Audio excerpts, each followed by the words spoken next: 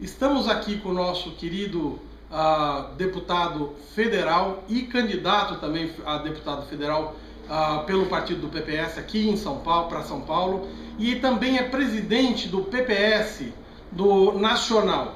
Eu gostaria de começar fazendo a seguinte pergunta para ele: por que o estado de São Paulo e não o seu estado de origem? Até porque São Paulo é um grande estado brasileiro e cosmopolita. E onde você tiver protagonismo político nacional, você tem que ter em São Paulo. Não adianta imaginarmos alguém influenciando o país se não tiver a perspectiva de ter influência em São Paulo. O PPS analisou isso e, por isso mesmo, ao pensar no seu fortalecimento aqui no estado, pensou também em trazer os seus quadros, as suas lideranças, dentre elas a presidência nacional, cargo que eu exerço. E, nesse sentido, por já estar trabalhando em São Paulo, residindo em São Paulo nesses últimos 4 anos, ficou mais fácil essa transferência. O que vai significar agora, se ela é efetiva, é elegermos deputado federal por São Paulo. E por isso estamos trabalhando para ser uma voz do pensamento político que representamos e que em São Paulo é muito mais forte do que em qualquer outro estado da federação, e ser essa voz em Brasília. Bom, vamos a um outro carimbo que ele tem aqui, que para quem eu conversei que nós iríamos fazer a entrevista com o nosso querido deputado, me disseram: olha, já sei, o Roberto Freire, o comunista, me parece que é ex. Eu gostaria de perguntar o que tem de verdade, o que mudou na sua vida de lá para cá. Olha, mudou muito porque a vida mudou. O mundo é outro. Nós tivemos uma experiência por mais de 70 anos do chamado socialismo real, a partir da Revolução Bolchevique, que criou no mundo o movimento comunista internacional. Os partidos comunistas eram parte dessa visão de uma sociedade mais igualitária, de uma sociedade socialista. E criaram-se pelo mundo os partidos comunistas. Aqui também no Brasil. É o mais velho partido brasileiro, que foi criado em 1922. Portanto, essa é a história, a trajetória. Com o fim da experiência do socialismo real, em todo o mundo houve uma reformulação, até mesmo uma profunda revisão do que é que significou aquela derrota e o que é que garantia, por exemplo, a sua permanência política face à sua derrocada e o que viria a seguir. Nós do PPS somos fruto de toda essa reflexão. No mundo, esse é um dado interessante, no mundo 2 partidos comunistas fizeram mudança pelo Congresso e uma mudança em profundidade. Um foi o Partido Comunista Italiano, que se transformou no Partido Democrata de Esquerda. Uma coisa boa, na hora que ele se transformou, ele chegou ao governo da Itália. E o outro foi aqui, o Partido Comunista Brasileiro, que se transformou em Partido Popular Socialista. A gente não chegou ao governo, infelizmente. Éramos um partido pequeno e tivemos até alguma dificuldade em consolidarmos com um partido democrático de esquerda, que é isso o que nós pretendíamos, mas avançamos. E hoje somos um partido consolidado no Brasil, um partido que é fundamentalmente democrático e é de esquerda, e tenta trazer, concretamente, aquela utopia de uma sociedade mais igualitária, levando em consideração até a radicalidade democrática como transição. Não mais aquela transição de partido único, nem muito menos da chamada economia estatizada. Porque esse era o modelo do chamado socialismo real.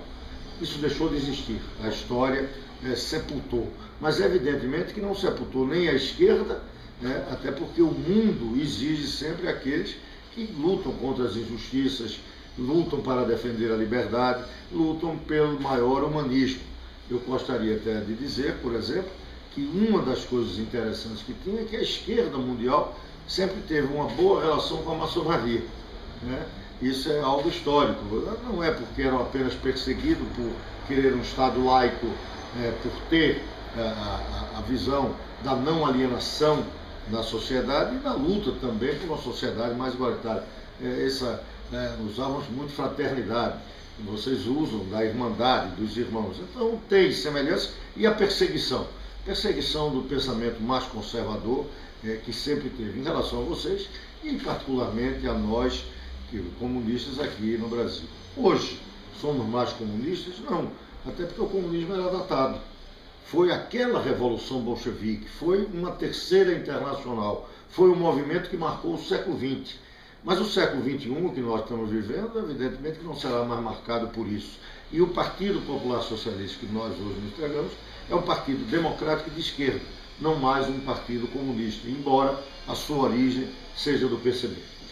Então já deu para entender que aquilo é história do passado e não vamos mais falar sobre esse assunto.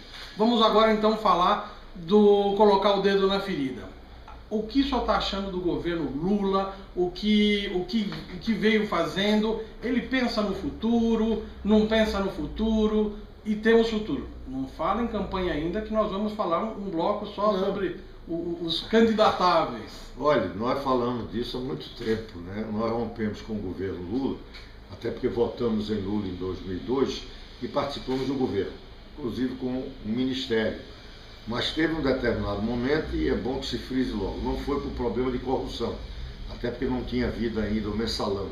Havia algum sinal que era aquele fato do Valdomiro Diniz recebendo uma propina e que foi até filmado, mas era pouca coisa, não se falava ainda da podridão que era o governo Lula e que veio a ser desmascarado com a denúncia do mensalão. Nós rompemos antes disso, e o rompimento foi em função de uma crítica política macroeconômica do governo. Um governo que veio com a ideia de transformar a realidade brasileira e que a primeira coisa que fez foi manter a mesma política neoliberal. A política de privilegiar o sistema financeiro, uma política de integração subalterna no mundo globalizado, sem encontrar no Brasil uma política industrial, um projeto nacional de desenvolvimento. Não tínhamos nada disso. E a nossa crítica foi exatamente a esta postura de política econômica do governo. Rompemos, entregamos todos os cargos, até algo que é bom sempre salientar, porque no Brasil a gente conhece partido que busca aderir ao governo, o que busca cargo em governo, é a coisa mais comum. A gente tinha cargo no governo e entregou. Entregamos inclusive o ministério. E como o ministro não quis sair, quis ficar no governo, a gente entregou de lambuja o próprio ministro. Tiramos ele do partido. Então esse foi o dado importante em 2004.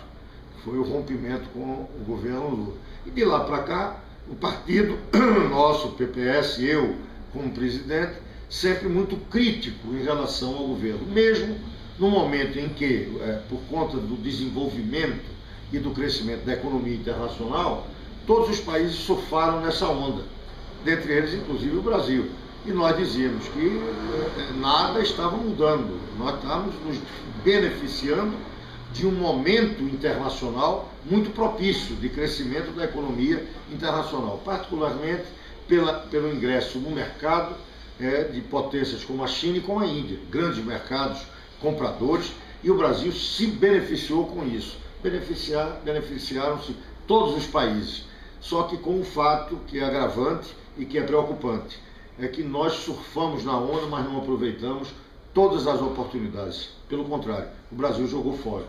Ficou se satisfazendo de ser um cassino, e um cassino às avessas, onde teve uma banca que privilegiava aqueles que aqui especulavam. Espera um pouquinho, vamos falar nesse cassino aqui no nosso próximo bloco. Não, é a continuidade, não é só cassino. Não, vamos falar no nosso próximo bloco.